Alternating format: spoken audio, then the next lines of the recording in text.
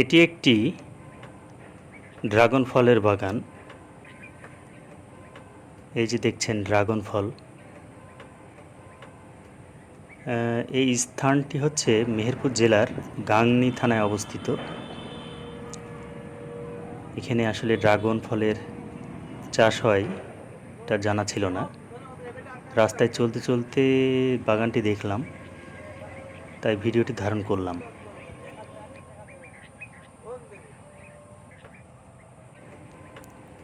ভাই এগুলো হচ্ছে 100 টাকা, এগুলো হচ্ছে 140 100 টাকা কি কেজি। কেজি? 100 টাকা কেজি।